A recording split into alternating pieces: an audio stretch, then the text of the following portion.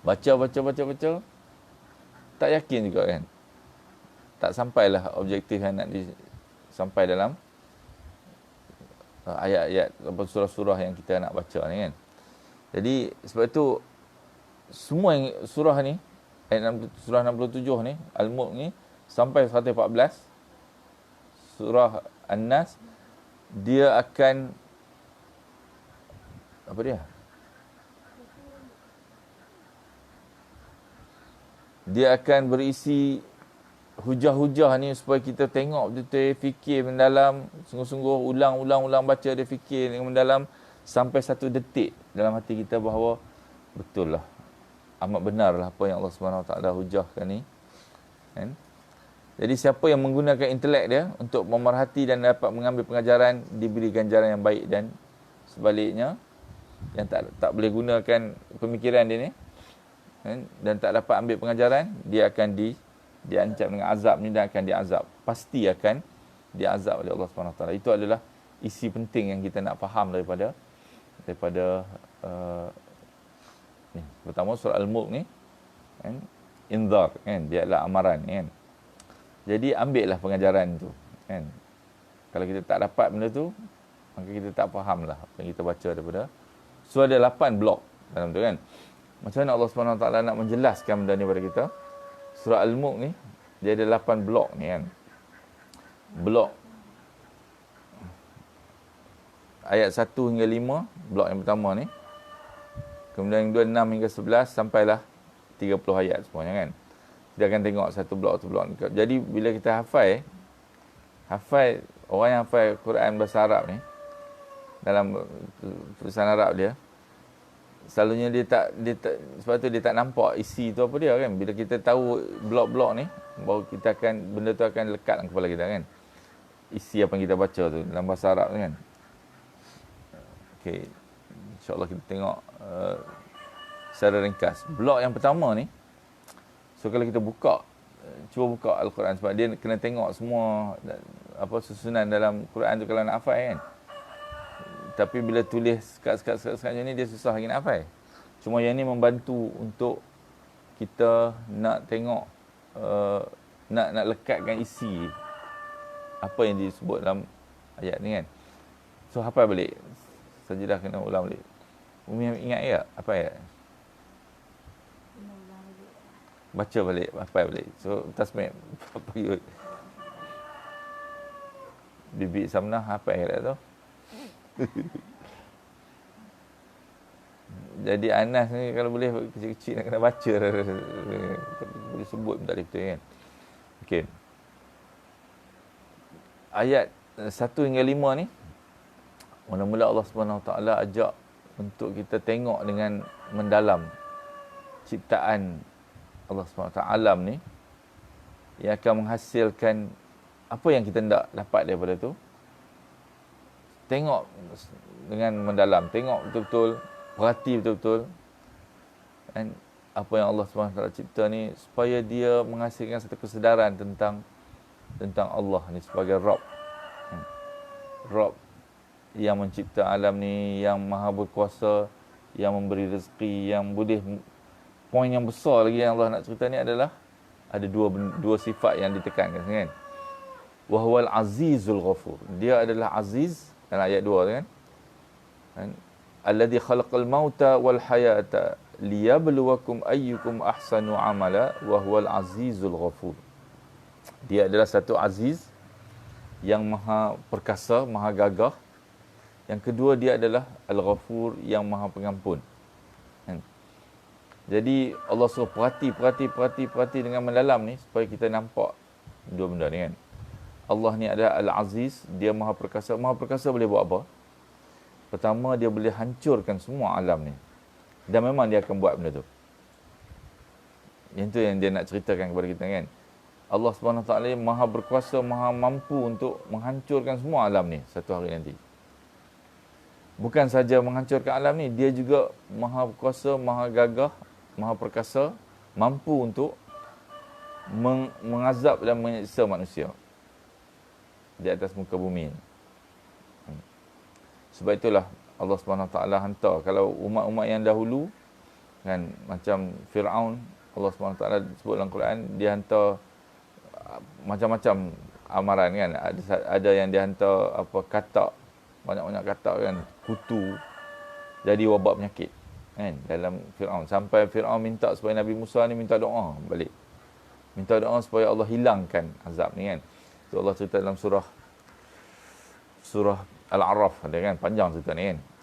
Daripada ayat surah Al-A'raf cerita tentang Firaun ni, daripada ayat 4 sampai ayat 40 sampai ayat 90 120 99 kan. Panjang cerita tentang apa nama azab Firaun ni kan. Nabi Musa datang ajak dia kan. Sampailah Allah turunkan bala macam, dan dia rasa terseksa, dia minta supaya Nabi Musa ni doakan, dan dia kata kalaulah hilang ni nanti aku akan beriman pada Allah kan. Tapi selepas hilang tu dia tak beriman juga. Itu adalah Firaun ni kan. Firaun ni kalau setengah pendapat kata dalam buku Atlas Quran tu yang kita beli ada dekat atas library kan. Atlas Quran tu dia kata Firaun ni adalah Firaun Meneptah nama dia kan. Daripada dia hidup dalam lebih kurang dalam 300 tahun sebelum Masihi.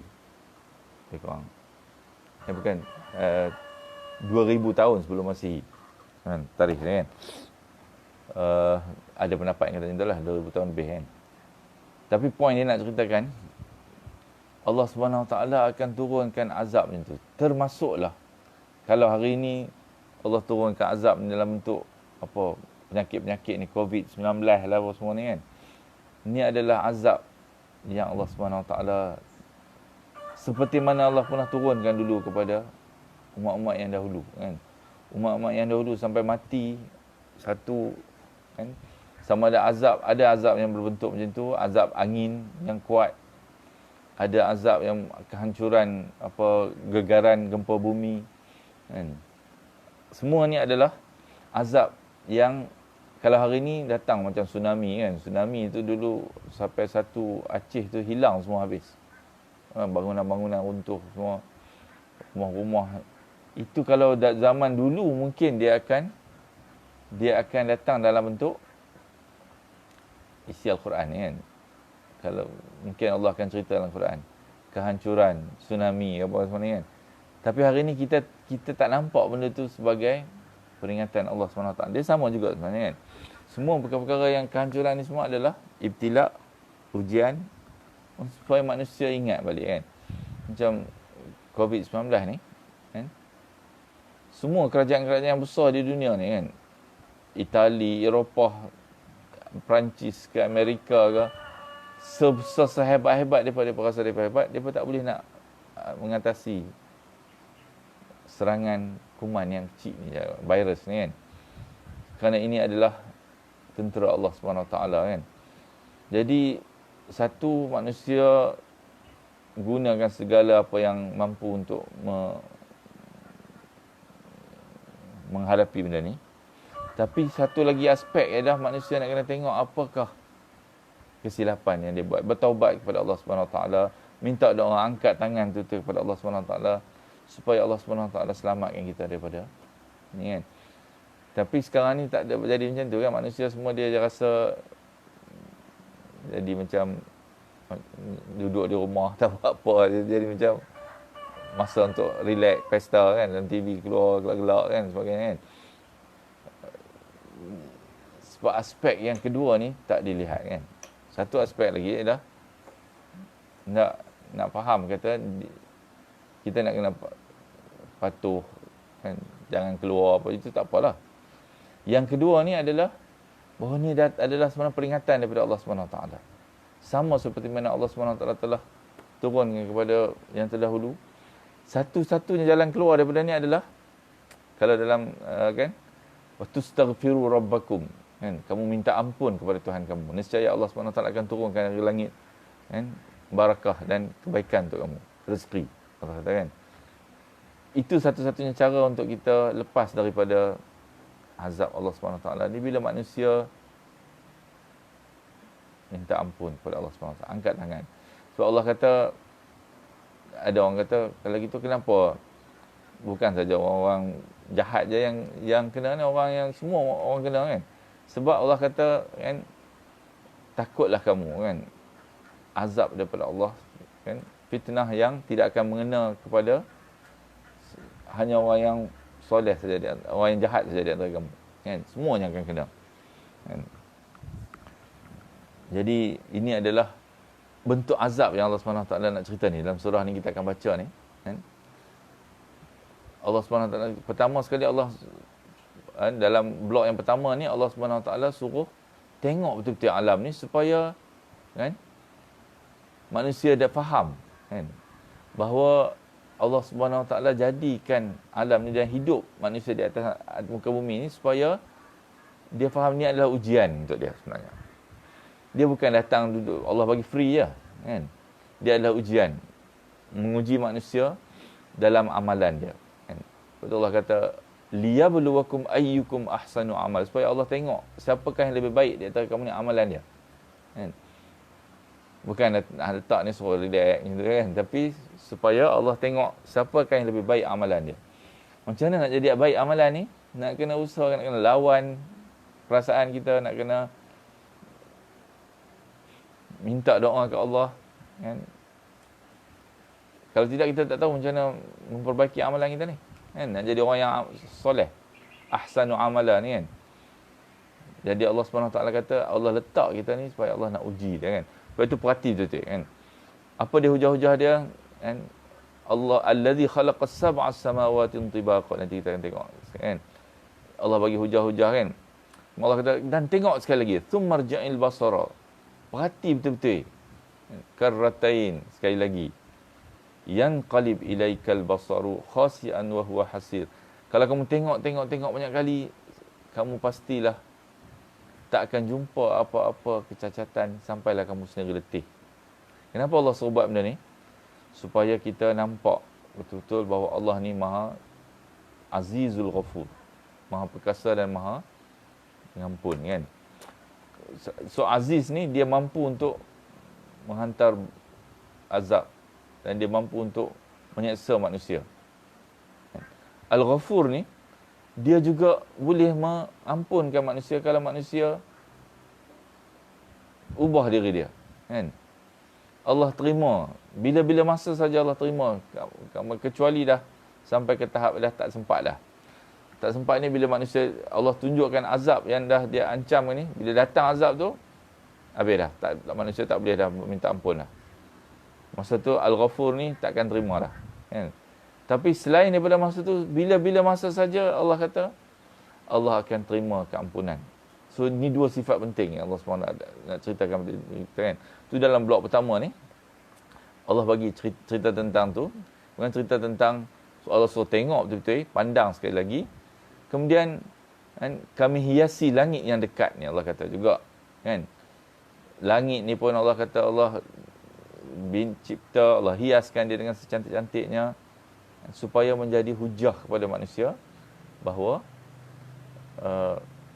Allah SWT ni dia tidak jadikan manusia ni letak tahu kat atas muka bumi ni duduk relax macam tu saja kan.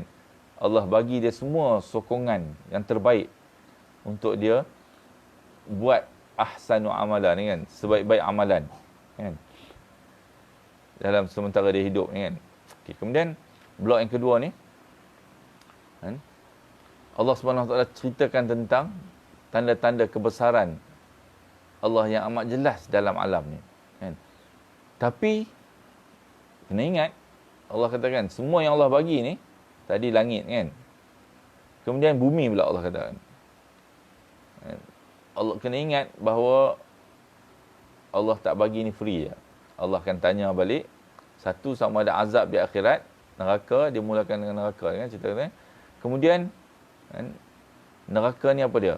Walilladzina kafaru birabbihim azabu jahannam. Kepada orang yang engkar, kafaru ni, orang yang engkar kepada Tuhan dia, Allah akan hantar azab neraka jahannam ni kan. Yang ni adalah ingatan. Yang tadi dia cerita dia bagi hiaskan bumi ni semua untuk manusia seelok-eloknya. Tapi kalau engkar kepada Tuhan dia, dia akan hantar azab. Engkar ni, engkar kan tak peduli kan. Mendustakan ingatan-ingatan Nabi semua ni. Tak peduli, Allah akan azab dia. Hantar azab kepada dia. Kemudian, katakan mereka menjawab. Kan? Ini adalah apa yang jadi dalam neraka kan. Allah kata, takkah aku dah ingatkan kamu dulu? Maka jawab, memang betul. Tapi kami ya yang telah melanggar. Tak pedulikan ingatan tu. Kan? Okay, itu dalam blok yang kedua ni. Blok yang ketiga, kan? Allah cerita tentang orang yang takut pada Allah pula.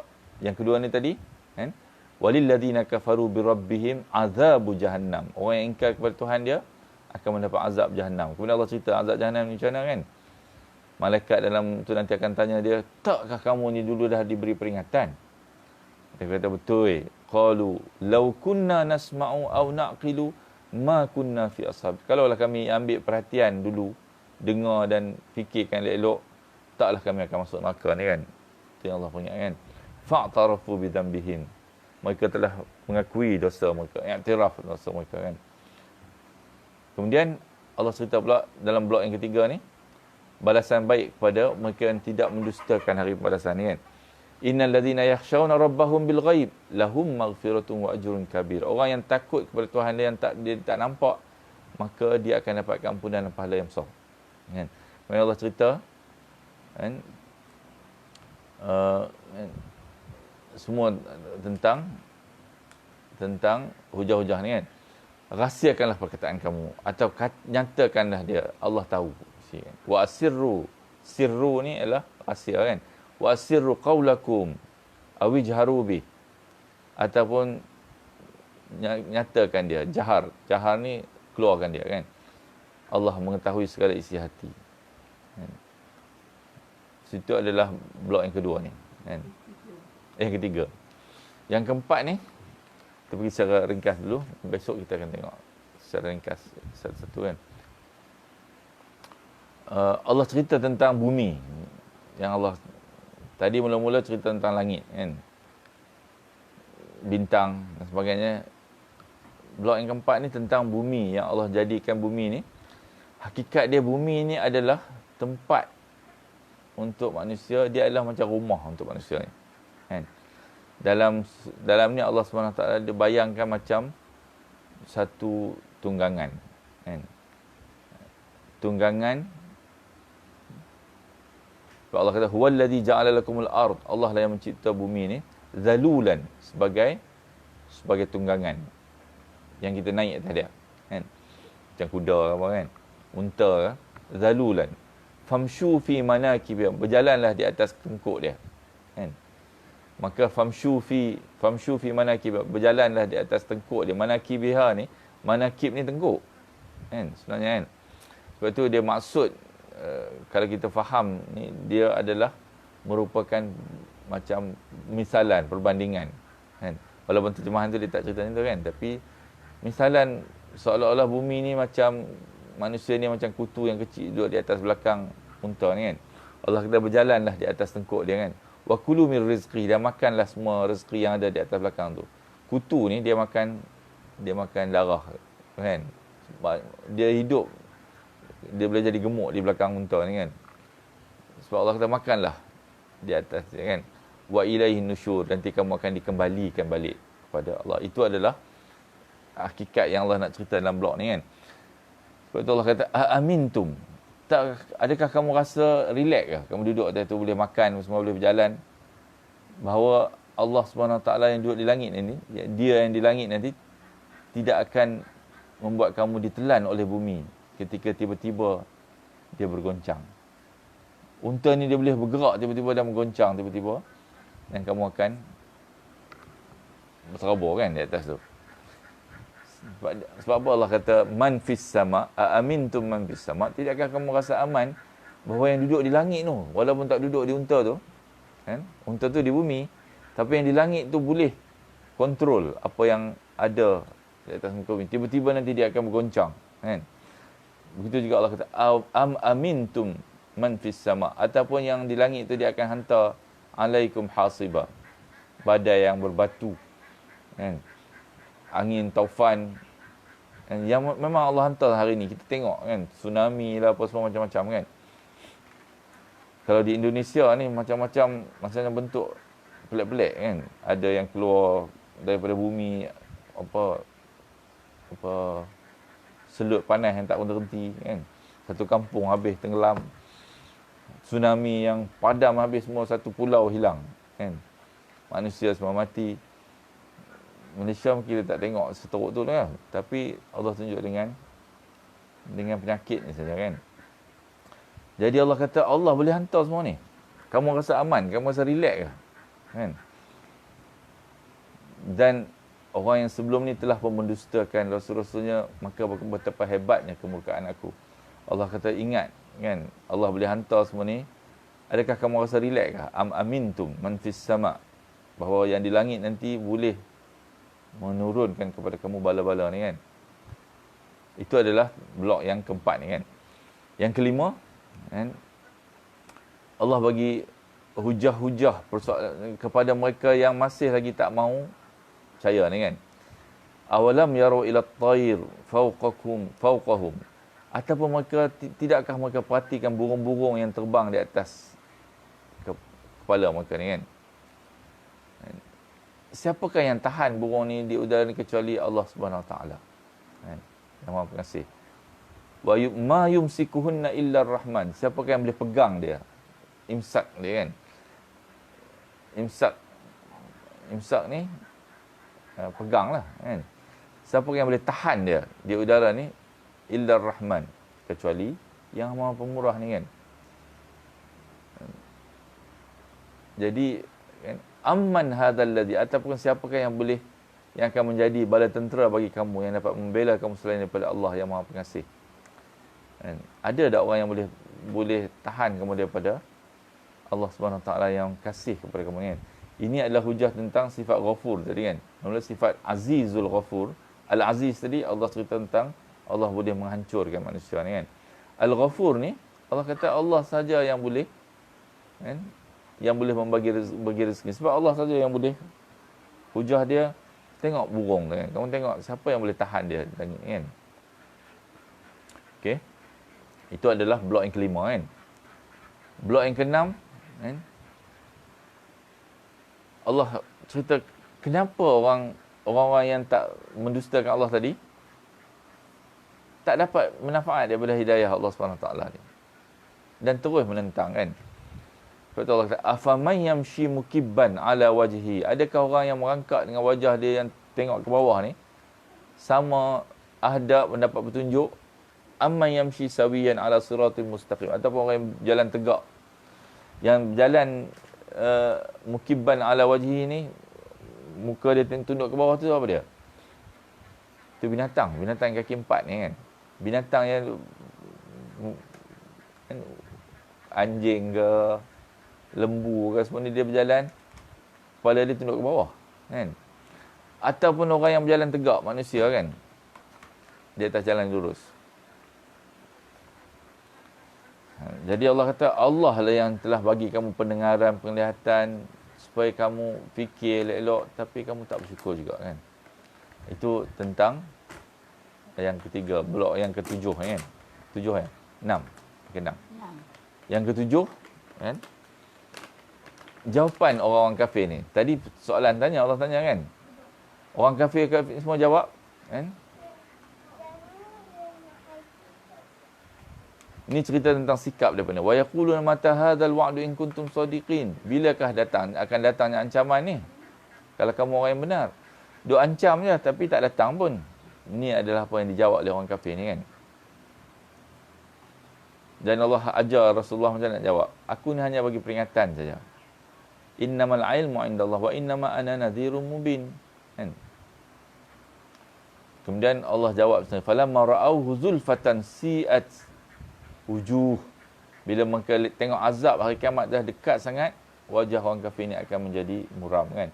Itu blok yang ketujuh ni kan. Allah jawab tentang keingkaran mereka ni kan.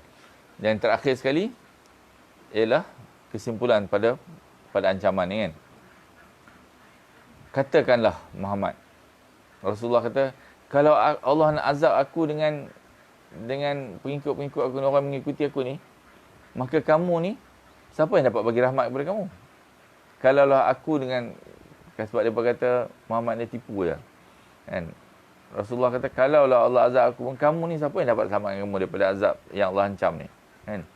Itu adalah kesimpulan ni kan. Dan akhir sekali ditutup dengan, katakanlah kan, kalau yang Maha Pengasih kami beriman kepada dia, bertawakal kepada dia kan, in asbaha ma'ukum ghawras, kalau Allah Subhanahu Wa Taala kan,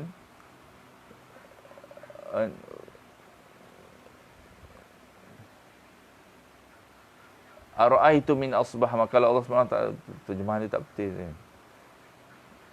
Allah Subhanahu Wa Taala tahan air ni, in asbaha ma'ukum ghawra faman ya'tikum bima'in ma'in. Kan, siapakah yang dapat bagi kamu air ma'in ma'in kan, air yang boleh kamu gunakan untuk minum dan sebagainya kan, air hujan. Jadi ditutup dengan ingatan yang macam tu kan, surah ni habis. So itu adalah 8 blok yang berisi dalam surah Al-Mulk kan. Nanti kita tengok secara ringkas satu-satu besok kan. Hafal dulu. So insya-Allah mungkin terus dekat tu. Ini adalah surah Al-Mulk kan. Boleh hafal? So so Abang Mat kena hafal kan? Kita buat sembahyang baca surah balik tak ingat kan. Okey. Ada apa-apa nak bincang? Kalau apa kita tutup dengan